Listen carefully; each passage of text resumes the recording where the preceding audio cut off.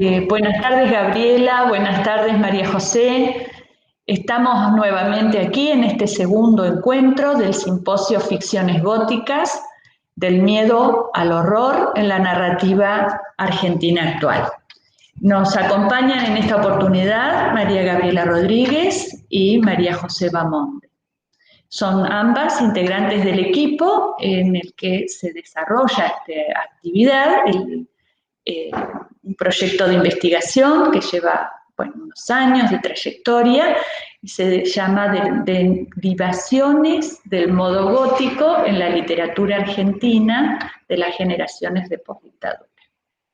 Con esta intención de compartir las lecturas, también hemos estado en el primer encuentro conociendo autores como Horacio Convertini y Luciano Lamberti, que vinieron de la mano de otros dos integrantes del equipo, y actualmente, y en este encuentro particularmente, es el turno de Selva Almada y de Bettina González. Así que, María José va a trabajar con Selva Almada, nos va a contar su lectura, pero fundamentalmente las claves de lectura que ella ha encontrado en su obra, que están fundamentalmente centradas en el paisaje, en el horror de las situaciones y sobre todo, como ella dice, en la naturalización de los hechos horrorosos.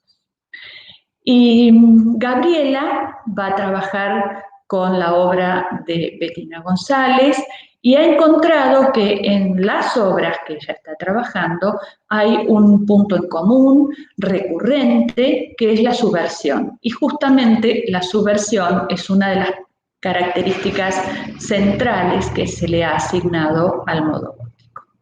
Así que, les voy a dejar la voz a ustedes. Primero la escuchamos a María José y después a Gabriela, y las dejo para que compartan una lectura de estos autores tan conocidos en nuestros tiempos y tan leídos. Bueno, buenas tardes. A mí me toca, como decía Adriana, me toca hablar de Selva Almada. Es una escritora que me gusta mucho, que disfruto mucho su lectura, más allá de la investigación, la disfruto y me gusta buscar las claves que nosotros trabajamos en el proyecto también, ¿sí? Selva Almada es una escritora joven, tiene 47 años, nacida en Entre Ríos. Me parece interesante esta idea de la localización geográfica, ¿sí? Ella nació y se crió en un pueblo chiquito que se llama Villa Elisa, y bueno, ella dice que es el material para su escritura, y uno puede ver esta cuestión en las novelas, ¿sí? Y en los cuentos.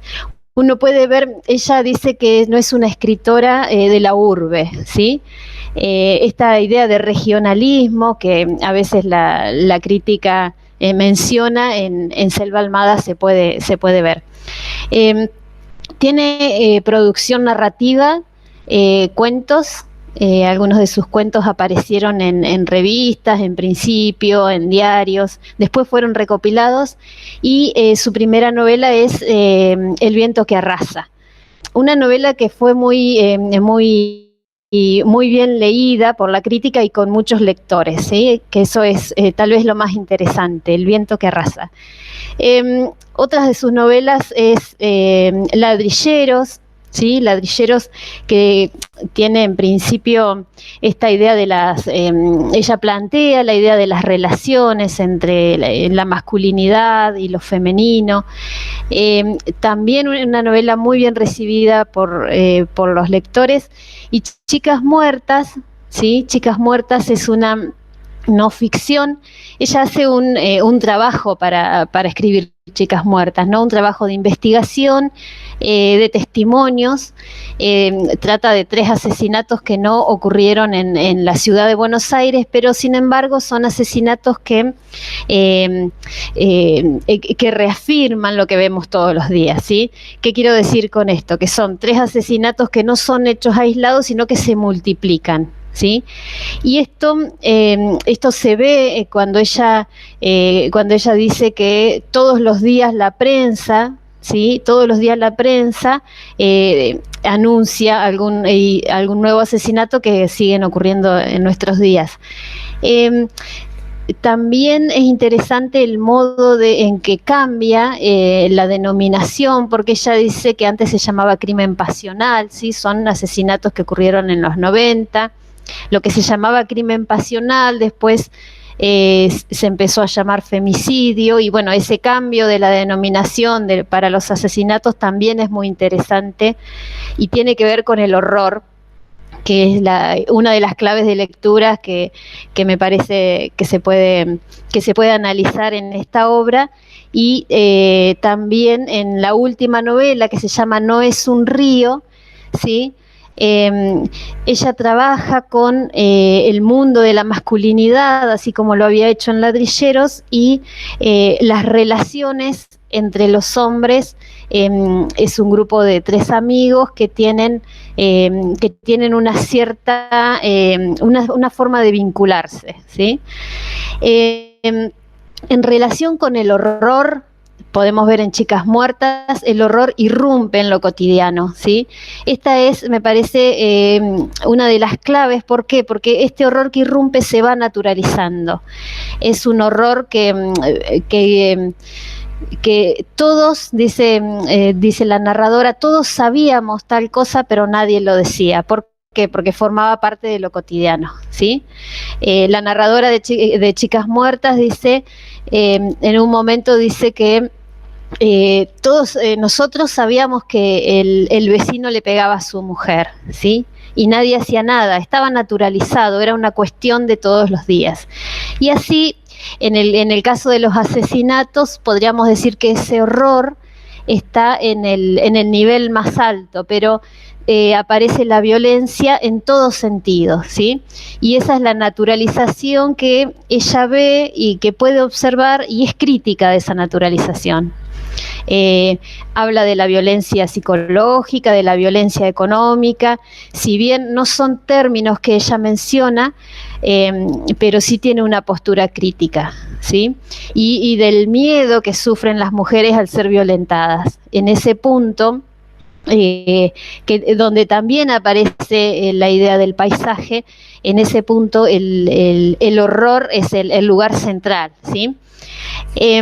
¿Cómo irrumpe este horror? Yo les voy a leer una cita porque siempre para contar el asesinato más o menos se sigue el mismo camino, ¿no?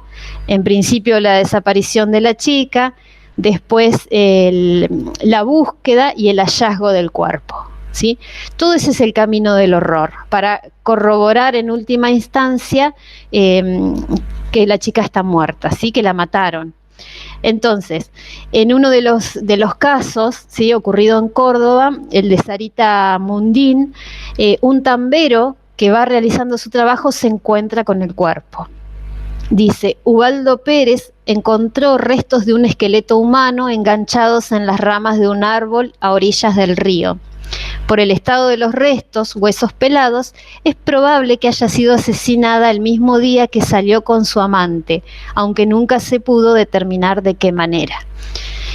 Entonces, así como el horror irrumpe en la vida de todos, también en la vida del tambero que se encuentra con el cuerpo, ¿sí? Me parece importante mencionar que estos asesinatos no tienen un castigo del culpable, ¿sí? Porque no han sido encontrados, y ella lo menciona, que le llama mucho la atención esto también, el tratamiento que han tenido estos asesinatos. En el caso de No es un río, ¿sí? Que se trata en líneas generales de 3 amigos que son pescadores y que, bueno, que tienen una forma de vincularse dentro de su grupo de amigos propia de la masculinidad, ¿sí?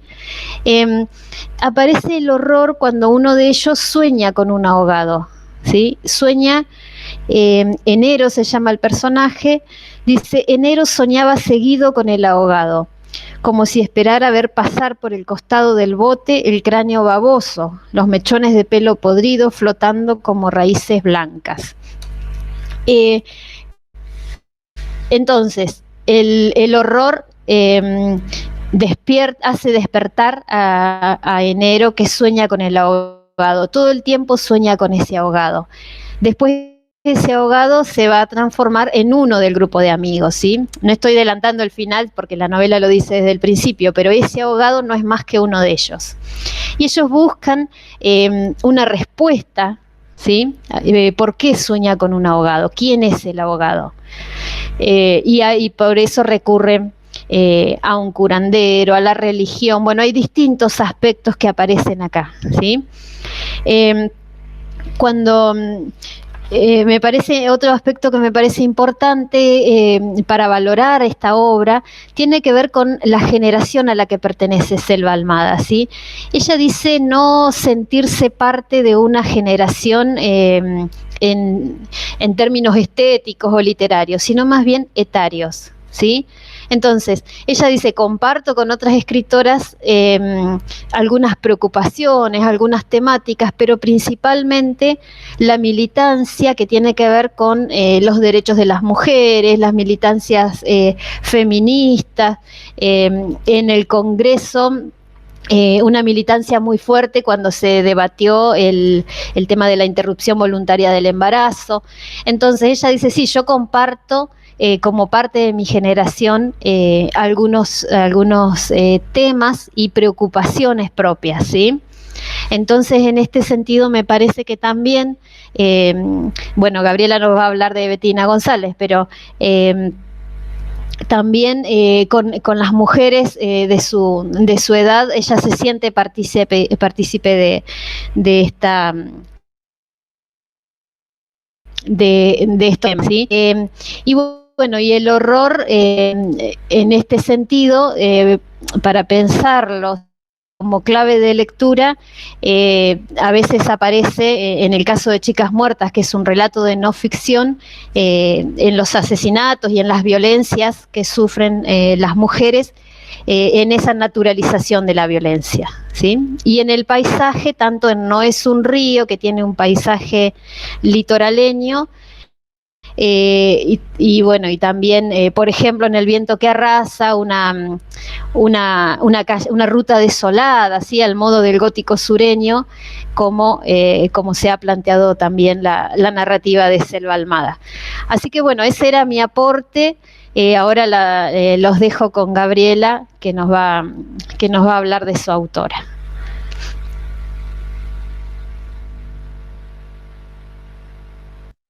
Bueno, gracias María José, buenas tardes. Ahí tengo en la biblioteca que me compré y todavía no leí No es un río, así que bueno, ya voy a entrar con algo de información. Bueno, el título que yo le puse a esta lectura es Bettina González, entre la posesión y la caída sucede el gótico. Bueno, Bettina González nació en 1972, o sea que tiene un año más que Selva Almada. Es magíster en creación literaria por la Universidad de Texas, El Paso, y doctora en literatura latinoamericana por la Universidad de Pittsburgh. Es decir, ella estuvo bastante tiempo viviendo en Estados Unidos. Ha recibido varios premios, y uno de ellos por la novela Las Poseídas, que es una novela de 2012. Por esta novela recibió el premio Tusker. Yo estuve rastreando varias de sus entrevistas y en ellas ella manifiesta una preocupación constante por el trabajo con la forma y con el lenguaje. Ella además es docente de la Universidad Nacional de Buenos Aires, ahí ella enseña escritura creativa, así que está todo el tiempo pensando sobre la escritura. Ella dice que cada libro es un experimento y que le gusta mirar los géneros con ojos nuevos. Esto se ve claramente en Las Poseídas con el gótico, ¿no? Ella va a tomar deliberadamente al gótico en esta novela. Otra cuestión que plantea que me parece importante rescatar es cómo piensa la ficción, ¿no? Ella dice, la ficción se hace cargo de lo perturbador, de la complejidad. Ese es el regalo de la ficción. De lo otro se hacen cargo los otros discursos.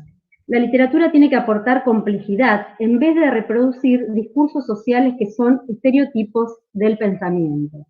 Y me pareció importante porque acá también nos da una clave de lectura, porque nos está manifestando cómo piensa a la ficción, ¿no? El poder que le está dando a la ficción, ¿no? La ficción nos regala esa complejidad para ver el mundo. De lo otro se encargan los otros discursos, ¿no? Un poco lo que contaba María José con las novelas de Selva Almada, ¿no? Cómo la ficción muestra el horror. Ese horror que se cuentan los diarios, pero que cuando lo cuenta la ficción tiene un plus. Bueno, y yo voy a tomar, me voy a centrar en Las Poseídas, pero también voy a hacer una breve referencia a su último libro, que se llama El amor es una catástrofe natural, que es de 2018, que es un libro de relatos. Bueno, leer las poseídas es encontrarlos con las obsesiones, con los motivos, con los tópicos del gótico. Porque vamos a encontrar espíritus, fantasmas, chicas poseídas, muertos, locura, fotos de cuerpos muertos, es decir, prohibidos, un convento, monjas, es decir, hay un anclaje desde lo temático en el gótico. Yo tomé como punto para ingresar a Las Poseídas, digamos, la idea era buscar cuál era el principio constructivo, ¿no?, de esa novela. Y bueno, y encontré que estaba dado en el mismo título, ¿no?, que es la idea de posesión, ¿no? La posesión como ese principio constructivo, es decir, lo que estructura, lo que organiza la novela. Y Las Poseídas son dos adolescentes, un grupo de adolescentes, pero bueno, dos son las protagonistas, que van a un colegio de monjas, con todo lo que significa, ¿no? Un colegio de monjas ya en sí mismo es un espacio altamente ominoso, y bueno, todo el imaginario de un colegio de monjas. Hay muy pocas referencias a las cuestiones temporales, como al pasar se menciona que la historia está ubicada al comienzo de los 80, es decir, al comienzo de la democracia, pero no hay demasiada precisión. Y bueno, la posesión es el estado en el que viven las adolescentes, ¿no? Ese estado de no poseerse a sí mismas, ¿no? Esa incapacidad de poder nombrarse, tener una identidad definida, sino que hay una posesión que está dada por la mirada de los otros, ¿no? Donde todo el tiempo hay que estar como en pose ante las amigas, ante la familia, ante los profesores, y bueno, y mostrando una etapa muy vulnerable que es la de la pubertad. Y bueno, ella trabaja la posesión muy bien en los personajes, ¿no? Uno de los personajes, me parece que es la que de alguna manera representa la metáfora de la posesión, es Felisa, que es una chica que viene de otro país, que ha perdido a su mamá, que tiene un papá ausente, y que está tomada por un espíritu, y que de alguna manera ese espíritu es lo que la salva ante una vida tan dura. La misma protagonista, que es la narradora principal, también se encuentra poseída, y la posesión en ella se manifiesta en un desdoblamiento, que es muy sutil ese desdoblamiento. Si uno lee rápidamente la novela, por ahí no lo nota, porque se registra en el uso, en el vaivén entre el uso de la primera y la tercera persona. Ella, cuando habla de sí misma en un tono intimista, usa la primera persona y se hace referencia a ella con su nombre propio. Pero cuando habla de la mirada, digamos, como cuando se pone desde el lado de la mirada de los otros, ella usa el registro de la tercera persona, ¿no? Entonces se menciona a ella misma con el apellido. ¿no? Entonces está todo el tiempo en esa, como si se estuviera mirando en un espejo, ¿no? Donde se ve borrosa. Esto también es muy propio del gótico, ¿no? Los personajes desdoblados o los personajes que tienen dobles, ¿no? Que es un poco lo que está representando es que los sujetos siempre tenemos como otro lado, ¿no? Como la virtualidad de la personalidad, podríamos decir.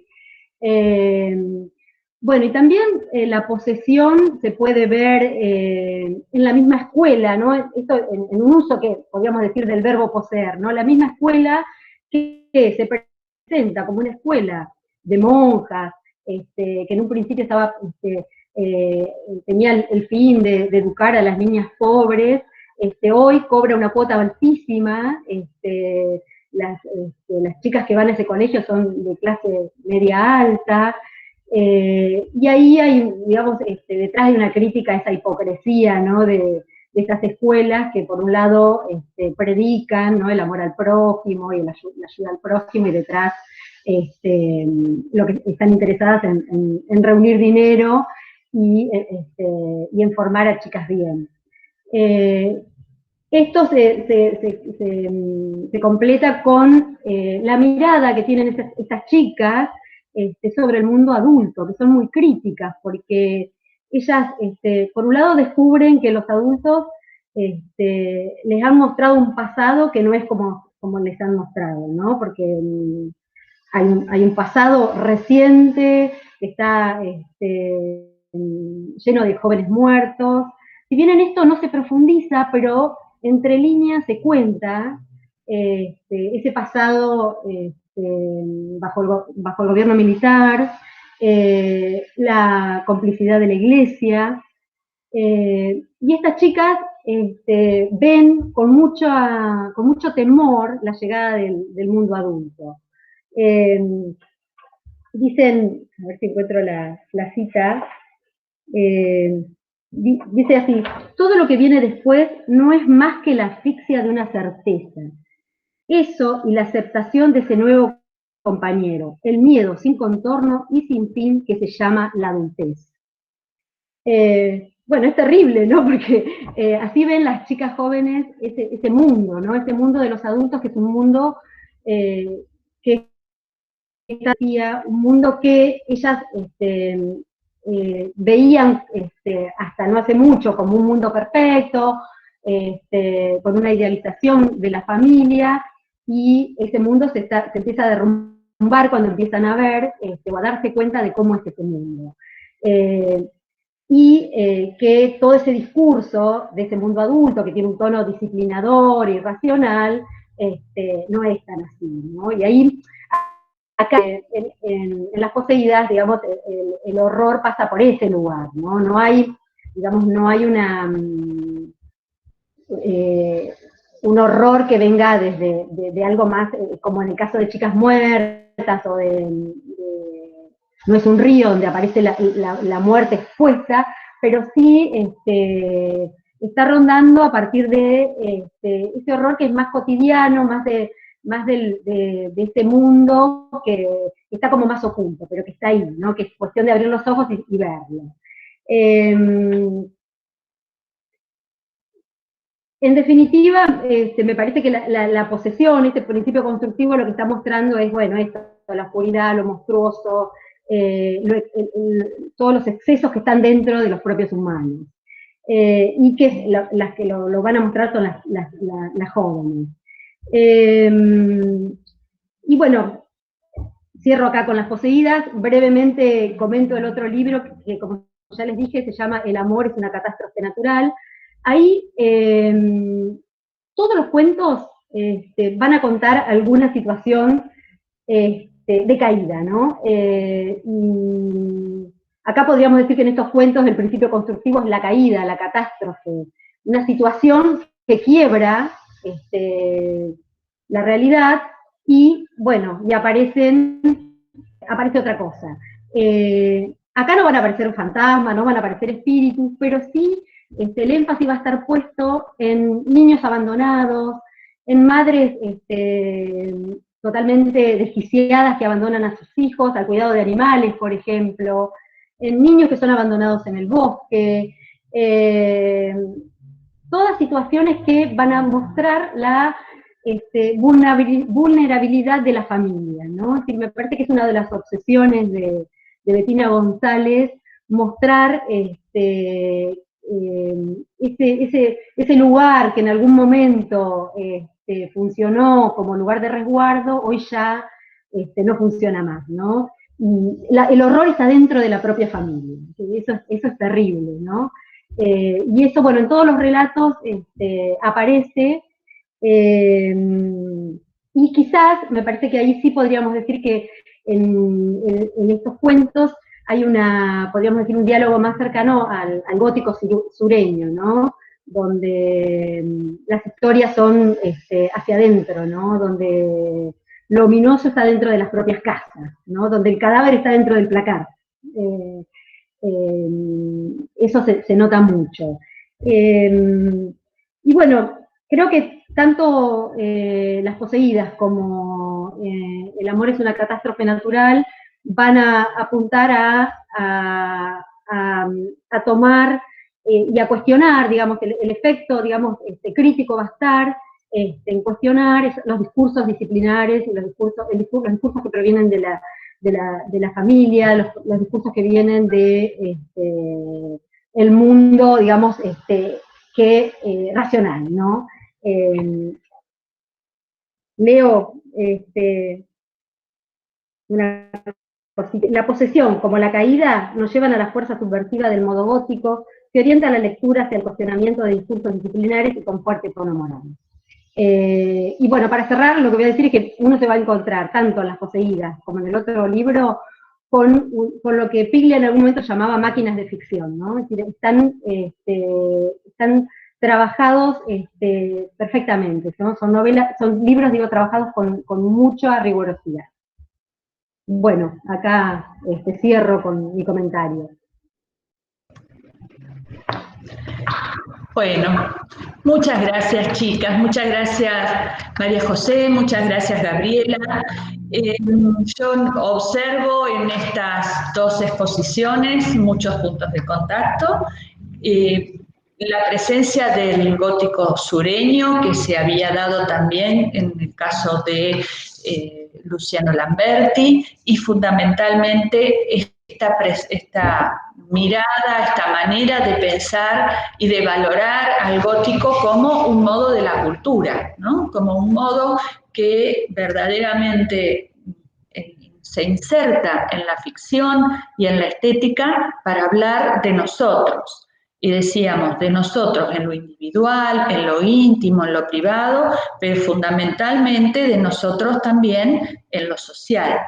Así que, bueno, todos estos aspectos que ustedes han podido leer y han puesto en valor, y me parece muy interesante también el hecho de que se ponga en valor el gótico y que eso acompañe una puesta en valor de la palabra ficcional, o de la máquina ficcional, o de la ficción, en fin. La cuestión es pensar que podemos construir un mundo a partir de un pensamiento que parece ser un pensamiento otro.